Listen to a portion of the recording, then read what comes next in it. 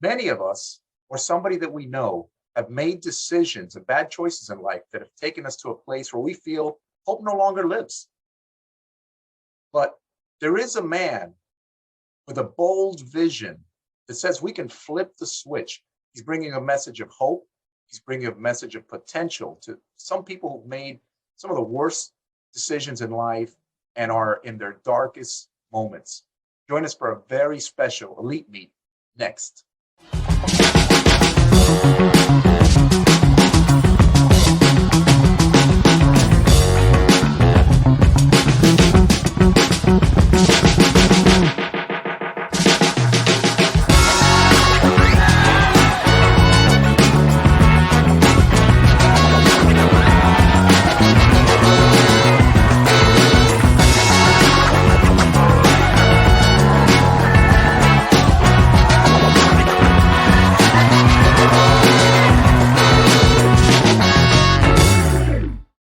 Hello, and thank you for joining us for another episode of Elite Meet, where we get to speak with unique and distinctive personalities from all sorts of professions and industries.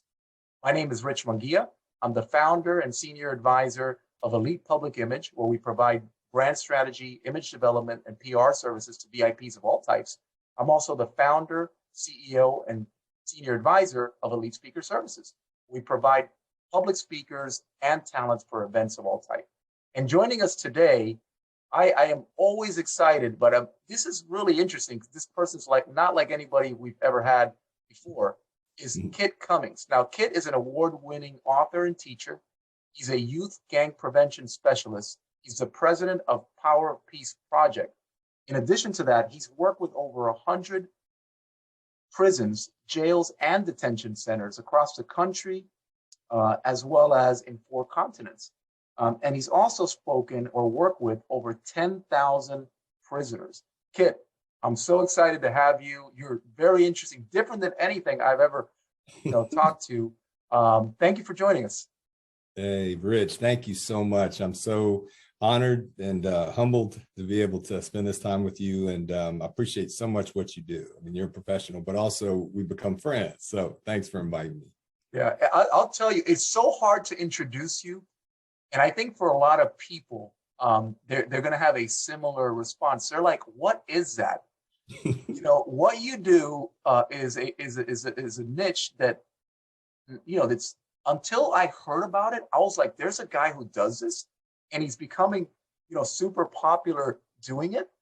As I sort of heard a little bit about you, and I started working with you, I'm like, this guy has won a Living the Dream Award with the Atlanta NAACP, but yet he's not an African American. This guy has got books out on Amazon. This guy is leading the continent. He's interacting with prison wardens, with local police. What is it exactly? How would you describe what you do? I get to work with beautiful knuckleheads all the time, and being a covering knucklehead, they kind Hey, sign me up. I'm part of the knucklehead group. Hey, we're brothers. Yeah. But anyway, I mean, it's not something like I woke up one day and said, I'm going to go work with gangsters. I got caught up in it because a kid that I knew that was like a little brother to me, beautiful Hispanic young man. I just kind of become very fond of him, and I mentored him a little bit, and 12 or 13-year-old kid. And then I moved on, and we just lost connection. 10 years later, his mother found me on Facebook and said, "Hey, can you go help Luis?" And he had become a leader in MS-13. And anybody that knows gangs, that's the one we're the most afraid of. That's a huge one. I've actually seen documentaries and stuff on TV with them. Yeah. So if they'd called me up and said, "Hey, Mr. Cummings, we'd like for you to go work with a dangerous MS-13, I've been like, at that point in my career, I mean, what am I going to do? But because I knew him before he got caught up in that life, man, I went with him for 2 years. We worked together, and I taught him and he taught me about the gang life. And for a civilian to be able to see behind the curtain, and that was a wild time. That threw me into it, and then it's just expanded from there. From that to this, you've got this, I think it totally caught my eye. There's this, this book, the new Convict Code, and it's hard to ignore it with somebody's back and a tattoo on their back. Can you tell us a little bit about what? And I know you have had other books as well. Can you tell us a little about this book and what's it all about? Yeah. First of all, thank you, Rich, for allowing us to use your back on the cover. That was. If it would have been my back, it would have been way bigger and way more muscular. Stacked rack. Yeah, I get it. No, the new Convict Code is my latest and most significant. And it really is the culmination of, like you said, 100 prisons, jails, detention centers, rehab facilities, 10,000 brothers and sisters behind the wire. And this is my take from experience, not something I researched to write a book on prison reform. It's what I've experienced and what I've tested and tried that has worked, bringing rival prison gangs together in very intense environments, and really, not just prisons, but the streets. And so this is what I believe to be the keys to true prison reform and restorative justice. And most of all, shattering the school to prison pipeline. And so I tell stories, I talk about my process, and it's a fascinating book, but it's also, I am going after this broken system that's built to fail. Right. The obvious question for me that sort of pops out there is, can one mistake, one bad decision, put you in a place where other people sort of write you off? And that's sort of the question in my head. Number one is that, sort of where people can sort of feel or be? And secondly, have you ever been there personally? Yeah, such an important question. Just so people don't say, oh, wow, this guy, has a great life and now he's devoted his life to people that are really in trouble. No, I come by it honest. The reason I care so much is because, I grew up, drugs and alcohol, took my dad when I was in college, and I was following in those footsteps. I love my dad, but, he died in 1988 when I was young. And so I knew I had a problem and I just couldn't quit. It runs in my family line. The men in my family line are thirsty and that's me. And so I'm a serial drunk driver, when I'm drinking. And so that was my story. Then I became a preacher and did that pretty well for 15 years, grew large churches, was in charge of thousands of people. And then I fell out. It caught back up with me at 40. And so 17 years ago, I just had my rock bottom experience. It was a car crash. And so when I go into prisons and I meet these brothers for the first time, hundreds of guys in a gym, and they're like, who are you? Why are you here? I thank them. I say, y'all saved my life. Because when I was trying to find my voice again, I got sober in 2005. But now I'm a preacher without a pulpit, and I'm dying because all I want to do is preach, and I feel like I've been disqualified. And I get invited to go into prison, and the lights turned on, and they became, my church. And so, because it was a safe place for me to preach, I had so much shame from my public fall from grace. They embraced me, and they made me, I'm a made man in there. And so they protected me. It was this cool, union, this bond, this brotherhood. And I found heroes there's monsters behind the wall. There's heroes behind the wall. They changed my life. And wow. So, I should be there. A lot of volunteers go in there and say, I could be here too. Now, I got arrested 5 times when I was young. I just never had to change my clothes. They kept letting me go, but it was all just knuckleheaded drug and alcohol type things. So I honestly should either be dead because I died in a car accident or somebody, ended me, or I should be in prison because I killed somebody with my car. And so I owe them. I thank you for being vulnerable like that and talking about your life like that, because I feel like the message that goes along with your personal life and probably takes a lot to put it is, can a person recover from a bad reputation after a life of bad decisions? And because people, I feel like they will write you off. I've experienced, and we've all experienced where we've done just terrible things. And there's Ritchie, and this is his path. This is what he's all about, and, and especially when it's in front of many people, they can talk. And because this is sort of your message, because the people that you're communicating with are people, or the people that you're trying to help are people that's kind of where they're at. And I wanted to transition a little bit into this sort of recent thing that I heard happened, where there was some sort of graduating ceremony on this sort of 12-month rising program that you had. I want to ask you is, what exactly is that? I know I believe it's part of the Cobb County Juvenile Court system. And what was it about? Who was it for? And maybe who were some of the attendees for something like that? Yeah. Thank you so much.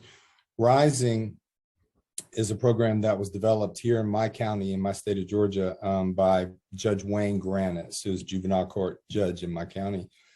I was invited to be on the team. I'm the only civilian. It's a team of 10, the judge, and we have a defense attorney, a prosecutor, a gang specialist, probation officers, a guardian ad litem, family counselors, drug and alcohol. It's a wraparound team, and then me. And so we take kids that have charges, they're under supervision, they're on probation. It's gang related, but they're not. We vet them, and gang task force really investigates them. They haven't been affiliated, jumped into the gang yet, but they're on their way. They're low hanging fruit. And so we invite them, small numbers at a time, into this very intensive accountability. They got to come before our team every week.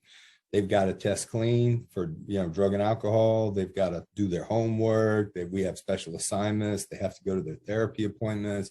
It's very intensive, and we might have to put an ankle monitor on that, house arrest. We might have to, the last thing we want to do is to sit them down, to lock them up for a little while. That's the last thing, because we're trying to keep kids out. And if and when they graduate, all their charges are expunged and their record is sealed. And we literally the judge tears them up in the courtroom. It's a beautiful thing. The director of the Georgia Department of Investigation, the GBI under the FBI, he was present, one of our speakers, and it's under his charge, as well as our district attorney. And there's judges in the courtroom. It was so cool. There was laughter, goosebumps, and tears. So can a person change? At the first of the 12 months, you got these kids that are just mean mugging. They're trying not to show any weakness. They're trying to be all hard. And at the end of it, they're laughing and they're crying and they're sharing. And it's like, you believe anything's possible after you see that. Yeah, that's amazing. I mean, I just, and it seems to have gotten the attention, because I think it's really great. I think we all want to believe that our story isn't over yet, and that there may be more from us. And this also includes some of the worst people. I would think it's a better victory. Not that somebody sort of lives and dies, in their mistakes, but that there's a turnaround. People love turnaround stories. They love these stories where, everything's a mess, and they turn around your life, because your life is like that. And I know we can still make mistakes. And it's gotten the attention of, like, there's a couple that really got me thinking. These are big names. Like, for instance, the Martin Luther King, I don't know if it's the foundation or whatever, and then also the Gandhi family, the King and these are famous families. What happened there? How did you get sort of interaction with those famous families? Yeah, thank you. Well, obviously, I live in the heart of the civil rights movement because Dr. King lived, right downtown. It's famous. His home where he was born, and a block from there is where he and Coretta were laid to rest. And so I started following that beautiful man when I was 25. I don't know, I got caught up in it, and I read a book, Let the Trumpet Sound. And he became very influential in my life. And that was, I didn't, start my program officially until 2011, but that's how it kicked off in Georgia's worst maximum security prison. I mean, at the end of the line, there was a time where there were 5 bodies in 6 weeks. I'm talking about this was on fire. And I led with Dr. King, in honor of his birthday. In 2011, 12 men signed a peace pledge in Georgia's toughest prison to see if they could live. We called it 40 days of peace. See if they could live nonviolently just for 40 days. There were rival gangs in the room. And it caught fire, and that prison became so peaceful that year that it won Prison of the Year in the state of Georgia. And that kind of put me on the map. The brothers Wow. behind the wire did all the heavy lifting. But Wow. anyway, I wrote a book called Peace Behind the Wire. I don't know, my fourth book, I think. And it caught the attention of the King family. Bernice King, Dr. Bernice King, his daughter, and I did a book release together at the King Are Center. you kidding me? That's huge. Yeah, so we released our books at the same time. I got to speak there. They carry it at the King Center, and it was endorsed, because it's so much about Martin, and so that kind of I wormed my way in where I want to get to, and so wow, a testament that knuckleheads can actually still do something, with their lives, male or female, young or old. This is great. Yeah. So I made my way to Durban, South Africa in 2012, and I got on stage at the Gandhi Global Peace Summit, and there were representatives from, the Dalai Lama, and the King family, Gandhi family, Mandela family, freedom fighters from around the world, and then Kit. I just kind of wormed my way in. And I got to know these people, and Ela Gandhi, his granddaughter, Mahatma Gandhi's granddaughter, she was there, she hosted it, and we got to know each other, and I interviewed her and told her about her grandfather and how it changed my life. And she did the same thing. She said, please don't stop. You're carrying on my grandfather's message in the prisons. And she said, I don't know if anybody's doing that. And so I was like, it's on, I can't ever stop. And then I almost got to meet Nelson Mandela, but he was too ill. And I had a connection to him, but I filmed the video to tell him what he was doing in prisons in America. And I was told he watched it before he died. So I've got a beautiful connection to those three, icons. Wow. Wow. I, as an entrepreneur, I know what it's like to build something where in the beginning, it looks like, maybe it's small, it's only going to stay here. And obviously you worked in your own county, but I'm hearing now about Africa. And what other countries have you maybe gone to with this? Africa is one. Did you say South Africa? Mm-hmm. And where else have you gone with this message so far? First of all, let me put it a little bit differently. Beyond your county, has it spread further within your state? Has it spread outside of your state to any other states, and then outside of the country itself? Tell us a little bit about that. Yeah, in that, I thought it was just going to be that one prison, man. Hayes is what it was called, the one that went from worst to first. And so I was dug in there, man, and committed those guys, and it changed my whole career. I decided I had to start a nonprofit and just start hustling, and it was scary because how do you raise money to helping killers and gangsters? And so, but then the war came to that prison, and we had, the bodies, and they shut it down for 14 months. Everybody was on lockdown, and I couldn't get in. And I was so heartbroken. I was like, why are you going to kick me out? Miracles are happening. And it was significant because it made me go elsewhere. And I was invited to Michigan, and there were 3 prisons in Muskegon, Michigan. I dug in for 2 years there, going back and forth. And that is where we found out this thing is powerful and it works. 1,500 men in that prison went through the program over 2 years, and that prison became 50% less violent and the safest maximum security prison in the Michigan. It works. Now, this is outside of your county now, or? That was Michigan. And so that was Michigan. So, okay, so you've gone to, now this is going to other states. How about to other countries? Right now, all of our attentions are, with the media and everything, our attentions are going to different countries. Have you actually gotten in? Are any of the countries that are sort of on the spotlight? Have you gotten into any of those? Yeah, it kind of spread around the country in different places. And then I hopped down into Tijuana, Mexico, because I was invited. And there's a prison in Tijuana called La Mesa, and that's a cartel prison. And so I translated one of my books into Spanish, and me and a dear friend, Jeff Wadstrom out in San Diego, we went into that prison back and forth. And I went to Tijuana probably 40 times in 2016, 17. And we saw miracles happen with cartel guys. And I'm like, man, that changed my life. I had already done it down in South Africa. I did a prison down there when I was at that Global Peace Summit. And then Honduras, man, the heart of MS-13. I did 7 prisons in Honduras, and, fell in love with Guatemala. So the Latin America just rocked me. Wow. And then, how about the across the Yeah, ocean to we're some of the headed other there. continents? Have you gone Yeah, beyond further out, or absolutely. So then it hopped over to Eastern Europe, and I went to Ukraine. And I think it was, Ukraine?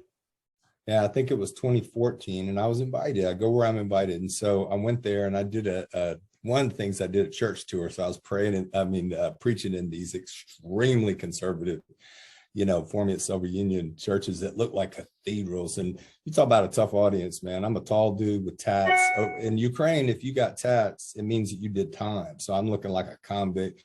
I got long hair. I'm American. I'm loud. I don't speak their language. So they were just like, and I had to win them. And I did. That's amazing. That's going to be, I do marketing. I help people with brand strategy, image development. I've been working with you.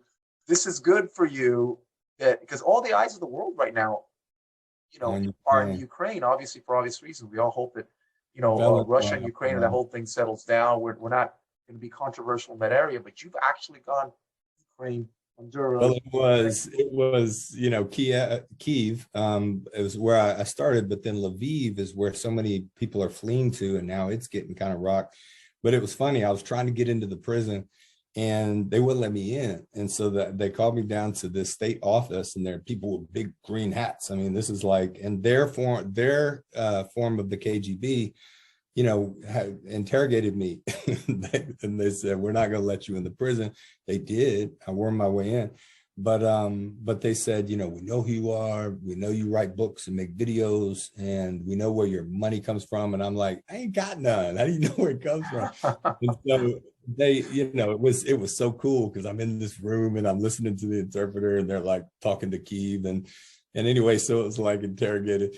But I got into that beautiful prison, and I was able to donate. That they had a broken window, and in the Siberia. I mean, think about it. And the Power Peace Project, which is my thing, was able to donate a window, which means that they could meet there and not be so cold. So I have a beautiful connection with the Ukraine. They're beautiful people. Golly. Wow. Wow. Well, yeah, we're all thinking about it. So I wanted to talk a little bit. So you've accomplished so much. What are some of the?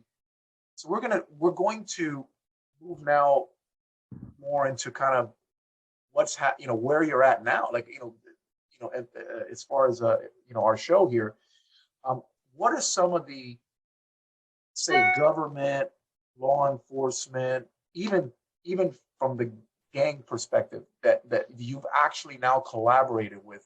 Do a little. I would like to hear a little name dropping, of where you're at now with your partnerships. What are some of the organizations that you've partnered with? Okay. A significant break for me was I was invited onto a Georgia House of Representatives study committee on youth gang violence. And so under Representative Carl Gilliard, who's a Democrat of Savannah, and under Governor Kemp, who's our governor here in the state of Georgia, to investigate this gang problem. And so we went on a tour around the state and did press conferences and gathered information. And really we interviewed, Homeland Security, DFACS, the GB. I mean, I don't know, I was up there again. I'm the civilian and all these elected officials. And anyway, we studied that problem, and I was invited to be a part of in Chicago every year, they have the National Gang Conference. And I got to speak there, and actually, So it's like the one you just spoke about. Is this the one you just mentioned? That's the Georgia State Capitol. And that's where I got the designation as gang prevention specialist, was in Chicago, which was meaningful. But I was able to help pass, it was Representative Gilliard, but I was on for the ride. We passed HB 750, which is an anti-gang bill here in Georgia, which is, that's a big deal. And so that thrust me into the schools and trying to do the prevention program, and then the courts intervention program, and then in the juvenile prisons, the suppression program. Okay, so you've gotten in with the prison system. You've gotten in with local and state government organizations.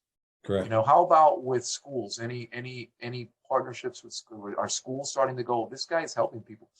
Yeah, I've gotten to speak in schools around the country, because where I would do a prison, the schools would find out, and it'd be like, the kids in this generation are all hip hop gangster. Everybody's gangster, even the soft kids in the suburbs. And so because of the music and the video games. And so a natural fit was for me to go to the schools and tell them about what was going on in the prison, gangsters becoming peacemakers. And it just really resonated with them. And crowd, you know, a gym full of 12, 14, 16-year-olds, the principal would say, look, I'm going to apologize ahead of time.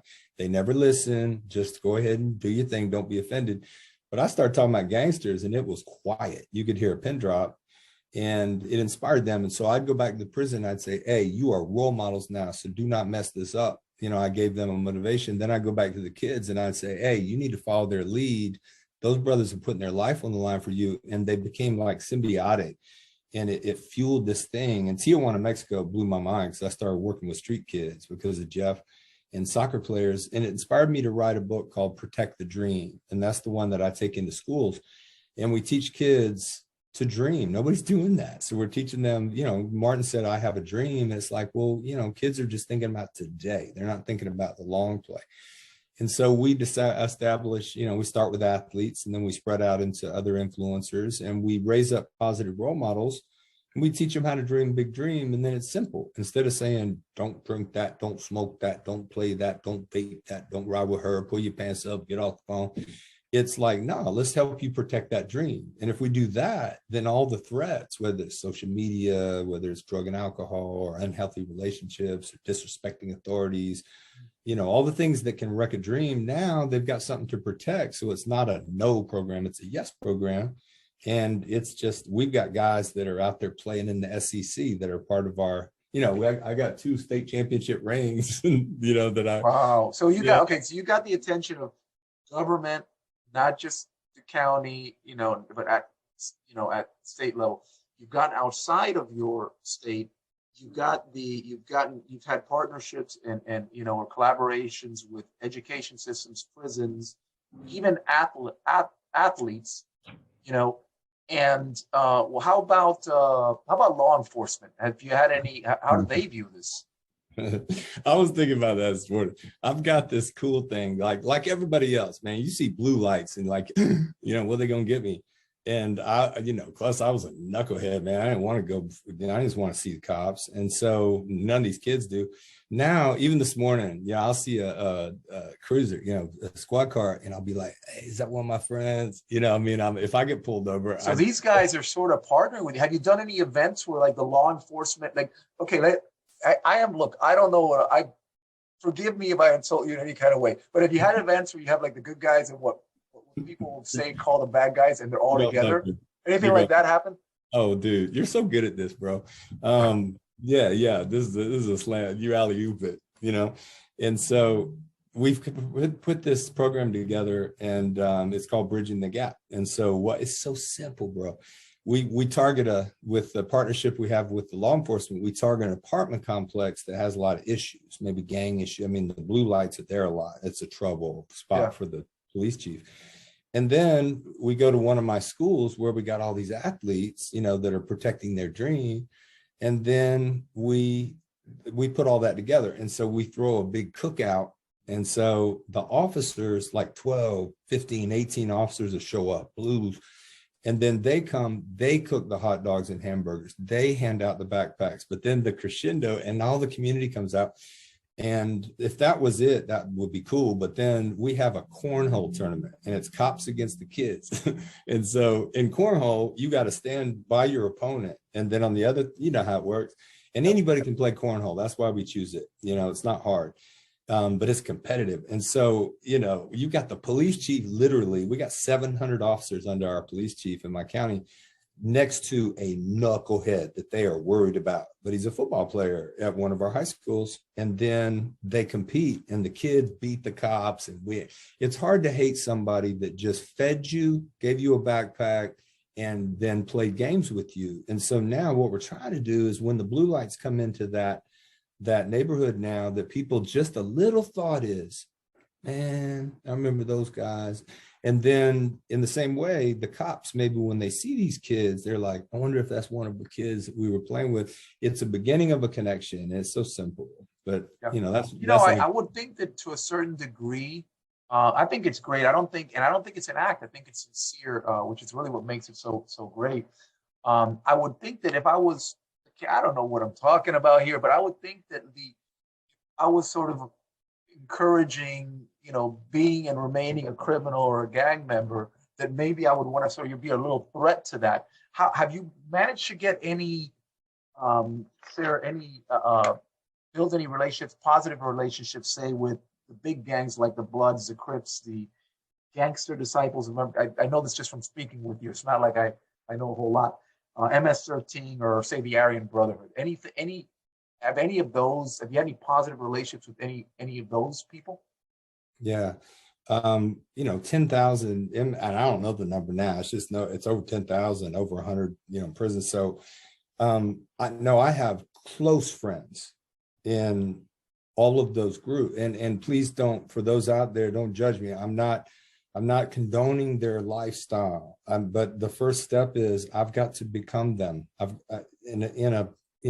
Become the other. To be related. And listen, your lingo, the way you speak is probably not the way you used to speak back in the day. You have this certain slang to you. And can you mind lifting up your arms and showing us some of your tattoos? I understand about being relatable. You're like covered in tats,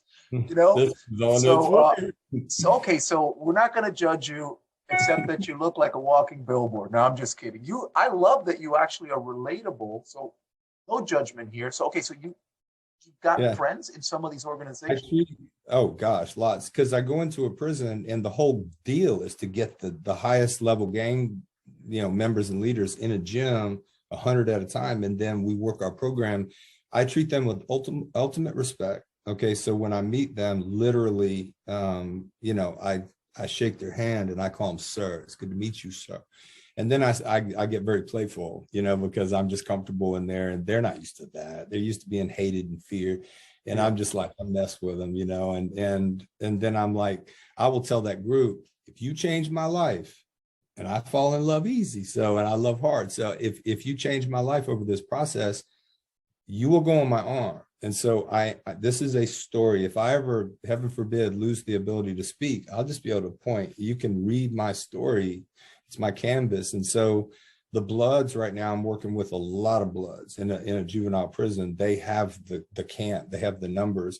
The Gangster Disciples, they're very structured out of Chicago.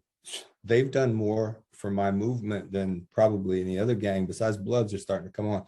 The Crips, I have a lot of experience with. I even infiltrated MS-13. They don't do programs. And in Kansas, in a prison, we had about a dozen 13s that was a part of our program, and their leader spoke at our graduation. Wow, they must be starting to believe this guy is not out to harm us. He's not out to, because you say infiltrated, but really, I think what you've done is you've built a bridge. A bridge for them to completely, take a different direction in their life. I wanted to move on to the final, sort of section of our talk. And you've done so much already. So many organizations are partnering with you. You've expanded beyond your local borders, and everything else. Where are you going now? What sort of vision do you have for this? Might be a little bit about that. Yeah. And really, this was the COVID pandemic, during the quarantine. Is 2020 all of a sudden just became this year where it's George Floyd, and it was the streets were on fire, and then everybody was locked in and shut in. It gave me the bandwidth to write the new Convict Code, but it also helped me to really refocus my mission, for myself and my organization.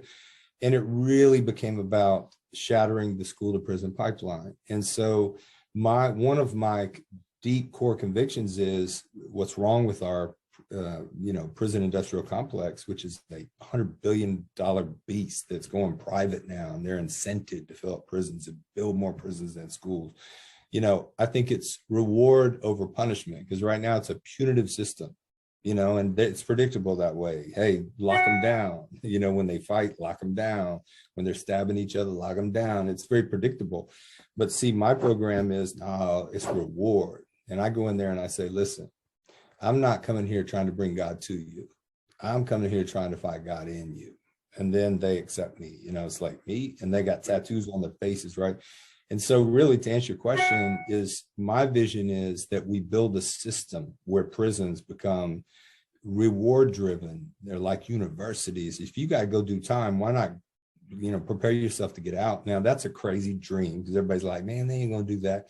Well, you haven't seen what I've seen. I've seen miracles. I've seen Crips and Bloods literally learn to work together, because everything works better when there's less violence. And so you give them enough reason, they'll. And I don't think it'll take away the punishment. It's really horrible, decisions and crimes do get consequences. I think that it's not like because you're bringing reward, into it, that the other part is going to go away. There's still going to be consequences, punishment, and so on. I do want to.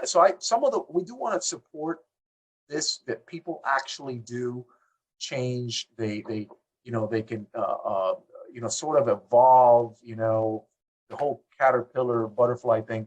And I'm going to share a couple of ways that maybe people can do that, and then I'm going to ask you what other ways maybe we can do that, and then we'll close out after that. So a couple of the ways that if anybody is watching, is interested, Kit is on social media. You can follow his channel. He's developing on YouTube. Kit is on LinkedIn, and you can follow him there. He's also on Facebook.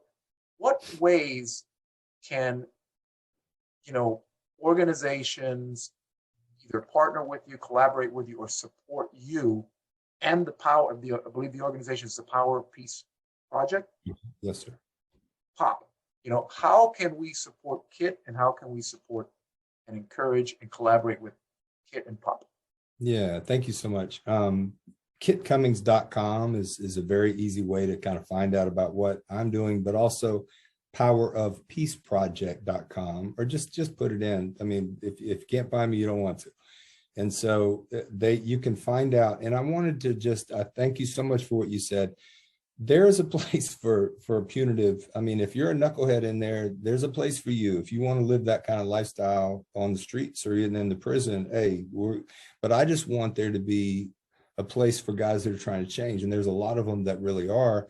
And I also want to speak to anybody that's listening. Hey, I'm about public safety. 97% of these guys are coming home, and they're coming to your community. And so why would you support somebody that's going in and helping these people? Because they're coming home to see you. And don't you want them coming home and not trying to rob you or hurt your people? Wow. Talk about a powerful way to put that. Yes. They're coming out. Yeah, we want them to come out and be changed people. We don't want them to be. Come out, recruit your kids. I mean, get them into the game. Wow. Yeah, man. I've never heard it put like that. Thank you so much for saying that. Really I'm going to give you a little. Safety. Yeah. I apologize. I'm talking over you. Obviously, I'm not a professional, at this kind of thing, and I'm trying to learn and grow. But I think it is phenomenal. I want people to come out, and I want them to be changed. I think a lot of people do too. I don't want my kids to go the wrong direction, because we're sort of encouraging people to stay, unchanged. Right. So I really, really love that. I wanted to give you a little bit of time also to give a shout out to any of your friends, family, collaborators, organizations that you want to. Yeah, shout out to anybody you want to. Go for it. Yeah, thank you for all of this, bro. You're very good at this. Shout out to my ride or die, my wife. She's the best thing about me.